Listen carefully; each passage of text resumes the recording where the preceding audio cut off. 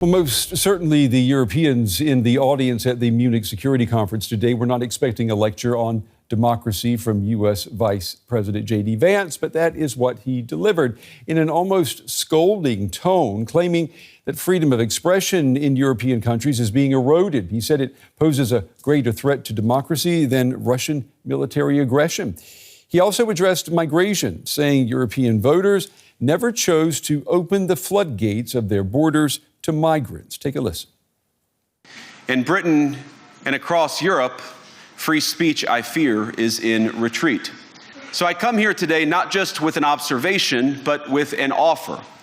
And just as the Biden administration seemed desperate to silence people for speaking their minds, so the Trump administration will do precisely the opposite, and I hope that we can work together on that.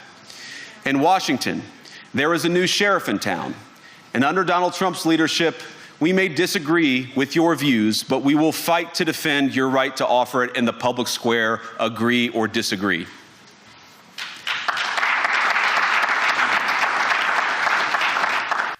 Well, Vance's speech did not go down well with his audience, especially German leaders such as the country's defense minister.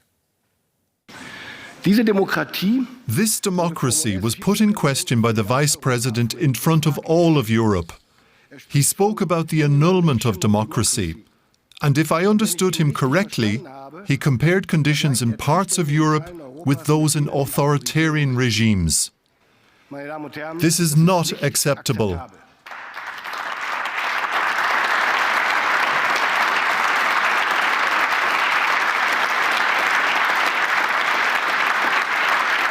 All right, I want to cross over to Munich now. DW's chief international editor, Richard Walker, standing by. Richard, the U.S. Vice President's speech came across at times like a lecture to Germany and other European nations, talking about the threat from within. I saw the facial expressions in the audience. People were not impressed.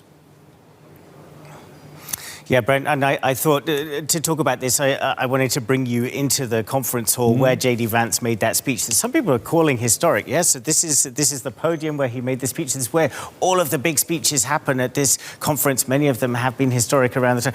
And then if we just turn around, then you can see these are the rows where people were sitting and where, those kind of stony faces that you saw on the feed. I was also watching on the feed because very few journalists were able to get in here for that, because this was really the high point of this entire weekend. So it was really just the other politicians, the military leaders, the great and the good in here. But it was extraordinary, the reception. Everybody afterwards was talking about this speech, what people thought of it, and this sense that, everybody here had expected a tough message from JD Vance, from the Trump administration, about Ukraine, about the things you've just been talking about with the other guests. What they didn't expect was a speech that was 95%, almost the whole speech, was accusations about democratic standards, freedom of speech within Europe. And I think that, there was really quite a bit of shock in the audience here, that some kind of new kind of culture war across the transatlantic had been declared on this day in Munich by JD Vance. Yeah, JD Vance also, Richard, he seemed to offer what could be interpreted as White House support for Europe's far-right parties, urging Europeans to end their opposition to having far-right parties in government. We're going to get your reaction to that in just a moment. But first, I want us to take a listen to what he had to say. But what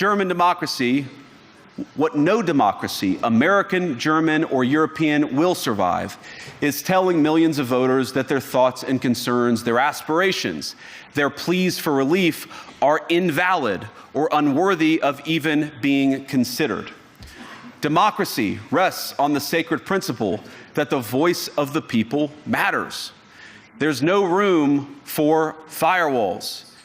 Richard, he said firewalls. That is the language being used in German politics right now ahead of national elections next week. I mean, he knew what he was saying. What was he doing? Yeah, so what he's referring to there is this kind of established agreement among most of the political parties in Germany that they would not form a coalition government with the Alternative for Germany, that's the far-right populist party. And essentially JD Vance saying that that is unacceptable in a democracy. You can't freeze out one particular party.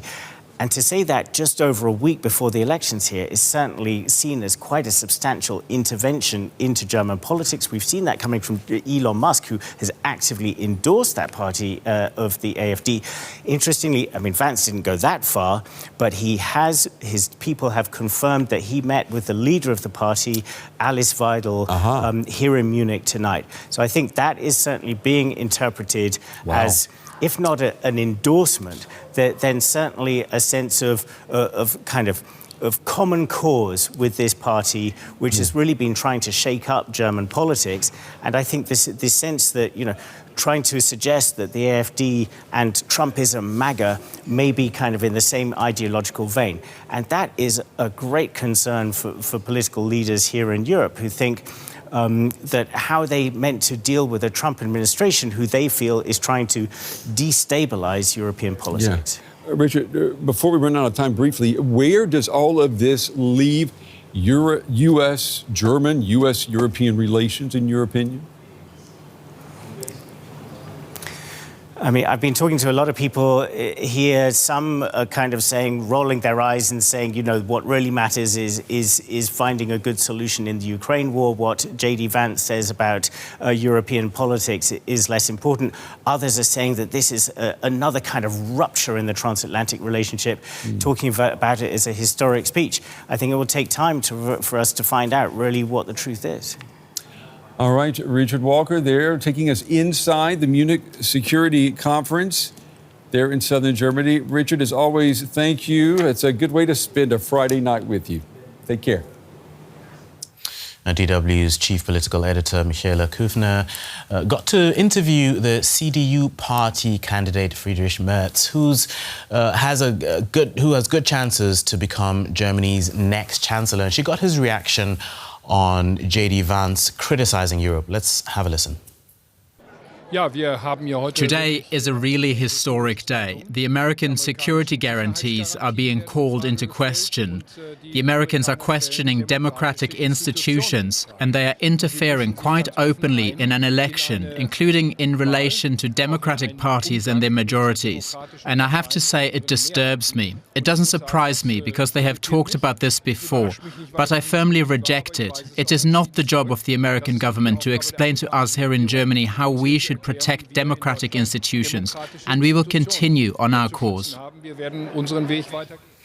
Let's bring in David Salvo. He's the Managing Director of the Alliance for Security and Democracy at the German Marshall Fund. Good to have you on the program, David. Now, we just heard JD Vance's, an excerpt from JD Vance's speech, as well as the response from Friedrich Merz. We even had German Defense Minister Boris Pistorius hitting back and describing those comments as unacceptable. How would you assess the state of the transatlantic relationship at this moment? Well, we're certainly in uncharted waters. I mean, we've had serious tensions across the Atlantic before. It feels like ancient history. But if you remember back to the early 2000s and the run-up to the invasion of Iraq, there was serious anti-Americanism in Europe and serious disagreements within the alliance about how to approach that conflict. But this is different because this is a perception by Europe that the United States is actually meddling in intra-European affairs and in domestic politics inside Europe. So this is certainly different. I worry that this particular aspect of it, the perceived interference by Europe, will actually drive a real wedge between the United States and Europe in ways that are different than what we felt back in the early 2000s in the run-up to the invasion of Iraq.